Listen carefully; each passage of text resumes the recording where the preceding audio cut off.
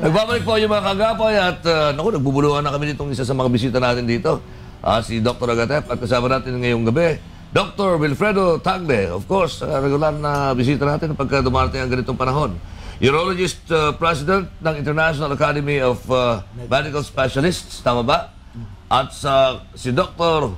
Jovido Agatep Jr. Natutuwa ako dahil sa kapwa natin GI. Pero siya, galanting Ilocano, ako gomang Ilocano. Urologist, member din po ng Philippine Urological, tama ba yan? Urological Association. Gentlemen, magandang gabi and welcome. Good evening, Lakay. Good evening sa inyo. Good evening. How are you? Good evening po.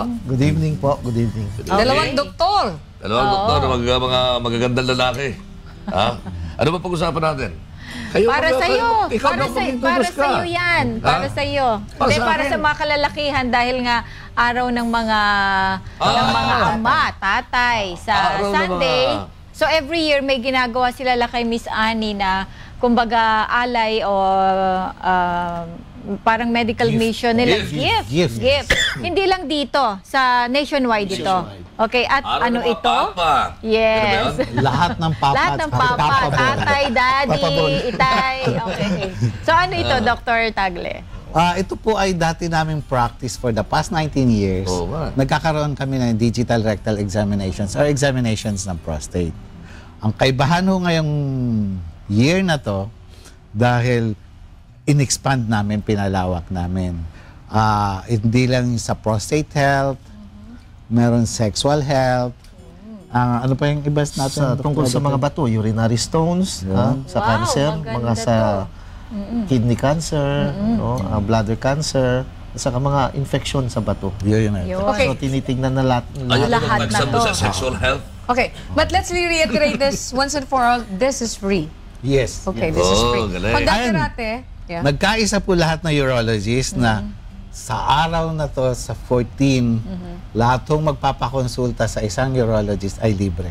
Wow. O yan, So, kahit mga sa tatay. private clinic Kahit sa nila. private. Yes. Basta lahat. Basta buong Pilipinas. Yes. Free. Yes po. Wow. okay, paano yan kung they have to undergo an operation? Is it still free? Ay, hindi naman That's po. another Konsulta lang po. Konsulta. Oo. Consultation is free, pero yung pag... Yung testing. Yung testing is free. Yung check-up is free, pero pag operahan na, definitely it's not. So that's another story. So, yung tinatawag nilang DRE, ano ba itong DRE? Paki-explain, Dr. DRE po is Digital Rectal Examination. Hindi po ito high-tech. Ano po ito? Digital, ibig sabihin, ginagamitan ng daliri. Ayun. Pero ito Doc, yun ang gusto ko kalimitan. matanong Can you do away with that tusok-tusok na yun? Meron bang pwedeng exam na gagawin na hindi na kinakailangan tusukin? Ang pinaka-sensitibo kasi na pamamaraan ng pag-evaluate ng prostate is talaga yung daliri namin. No? We can not shy away from digital rectal examination. Masakit Kahit merong CT scan, kahit meron ultrasound, pero kailangan pa rin natin. Ano bang edad? Kasi Ano bang... iba kasi yung ng Kapa. feel ng kapa ng kamay. Katulad din sa mga babae, gyne, yung breast exam, maganda rin yung in-examine with your fingers. But we have the mammogram, but it's different for the girls. But going back to that, ano po? Ano bang mga edad ang pwede mag-undergo ng tinatawag na digital rectal exam? Usually po, Miss Annie, na after the age of 40, talagang normally ang prostate ay nagsisimulan lumaki. O kasi ibig sabihin, required yung 40 years old. Yes, mas maganda po after 40, nagpapa-examination na po tungkol sa Ano ito, prostate. annual? Mas maganda Yearly, po mas kung maganda. annual, pero for us na mga Filipinos, hindi naman masyadong prone to cancer formation, kahit every 2 years. Basta importante, na-examine yung prostate. Okay, ano ba ang sinasabi nila na, wala naman symptoms ako ng pagkakaroon ng yung mga kalalakihan na may prostate ako, bakit kailangan ko magpa-check up? But I mentioned about the symptoms or signs. Ano po yun? Para malaman nila na sila. At early stage, mayroon na kayo kapag ganito yung mga signs na nakita ninyo sa inyong sarili. Can you name names, Doc? Can you mention that? Some of the symptoms, Ma'am Annie, is frequency, yung madalas umihi. Okay. Nocturia, pag sinabi nating nocturia, yung madalas tumayo sa gabi para umihi. Hindi lang 2, 3 beses. Okay. 4 na beses. No? Yung sensation ng incomplete voiding, yung parang may natitira after urination. No? Tapos yung urgency, yung hindi na niya mapigil ang pag-ihi niya. Tapos mababasa na yung kanyang salawal o yung brief, hindi niya maiabot sa CR. So unlike other person, kapag normal yung ano nila, they can still control. Yes. Kapag halimbawa gusto nilang umihi, they can still control that if they have that, pag wala silang ganong klaseng Yes, nararamdaman. Okay, what else daw? And of course, yung mahirap umihi. No? Hindi niya kaya Yan, pinakamahirap. Hindi na talaga. Nahihirapan na siya. Okay. Who among you na mayroong ganon dun sa mga nanonood sa atin, ito, napakaganda nitong project nila, Dr. Daisy. Sa Yes. 14, kahit saan po, pwede kayong magpakonsulta, Basta magpatingin. urologist. Basta urologist. Yes. And aside from sa prostate, may cervix kayo na iba pang nag-expand kayo. Yes. Aside from ano to? Ngayon kasama na ang sexual health. Yes. Okay, urinary stone evaluation, ano? Mga cancer ng urinary tract, saka infection. So paano ginagawa? Halimbawa, mag-check kayo nung sa stone or sa infection. Basically, meron kami mga center. Yun. Talaga. Aside from the private clinics ng mga urologists, meron mga DRE centers. Katulad sa akin, sa World City Medical Center. Ako naman kayo sa East Avenue Hospital. Nationwide, may mga centers din po. Okay, libre ba itong halimbawa kailangan ng urinalysis? Hindi na po kasama. Hindi na. Wala bang discount? Wala. Bakit ba Nasa kanyang center po yun. Nasa center. Dapat ako naman magtanong. Oh, sige, sige. Ako Kaya lalaki nga, na to eh. okay. Ayaw ko kasi magtanong eh. Sige, go lang kayo. Ang sinasabi ko kasi, masakit kasi yung pagtusok sa totoo lang. Di ba But to? he explained that Lakay, already lakay. and you cannot avoid that. Di ba pwedeng lagyan ng anesthesia? Oh, see, that's a very Ganyan. good Ganyan. point. Yes. Ganito po, sa isang expert o sanay maggawa ng DRE, Yan.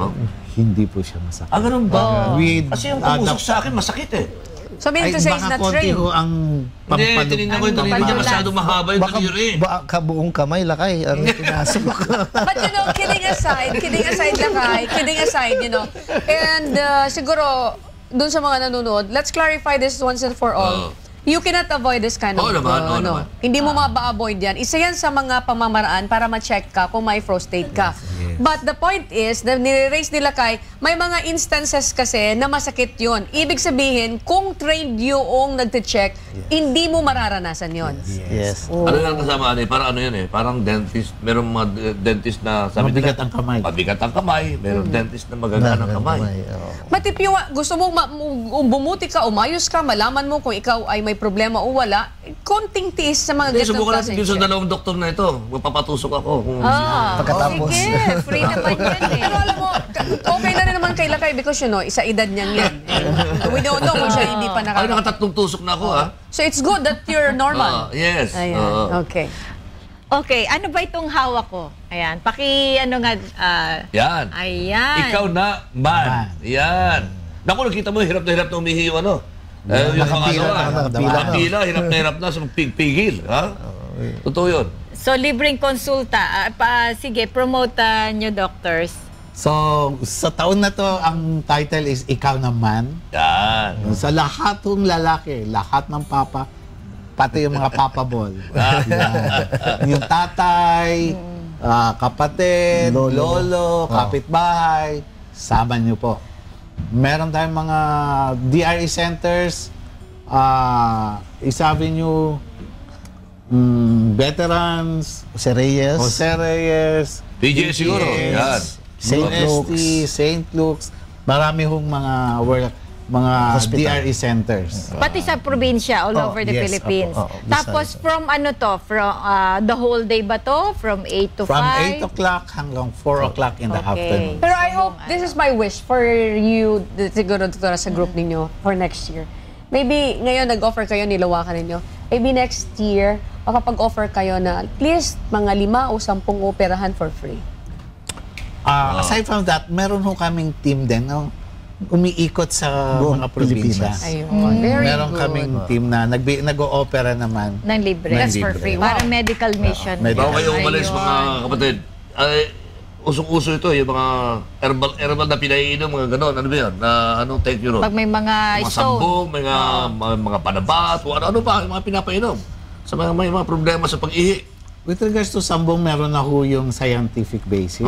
May mga study na yun. So meaning to say that's Talagang effective. effective siya. Para Isa yun sa mga approved na halamang gamot ng Department of What Health. about yung buko? Yun, madalas na napapakinggan yan eh. May study din po yun. Ayun. Meron ako narinig para naman sa stone. Gallbladder stone na pag ininom mo raw yun, malulus, nakalimutan ko na lang kung anong gamot yun eh. But I think that's another... Herbal din daw yun. Nakalimutan ko na. Sa gallbladder stones, Meron ba kayo narinig na although ganon? hindi na namin specialty Ayan. yan. Ah, Ang okay. naririnig ko tungkol doon yung mga pang-cleansing. Cleansing. Ayun. Siguro, we could still discuss that next time. Yes. So for the meantime, Doc, gustong magpasalamat sa mga doktor na kasama natin ngayong gabi. Happy Father's Day. Yes, Happy Happy Father's Day. Thank Kita-kita tayo sa Thank you. linggo. Yeah. Thank you so Linggo. much. Ayan. Magpapatusok tayo sa linggo. Sa Sabado po yung Ay, Sabado pala. Linggo, Father's Day. Thank you. Sa Sabado. This will be on Saturday. Thank you so much sa ating mga panahon.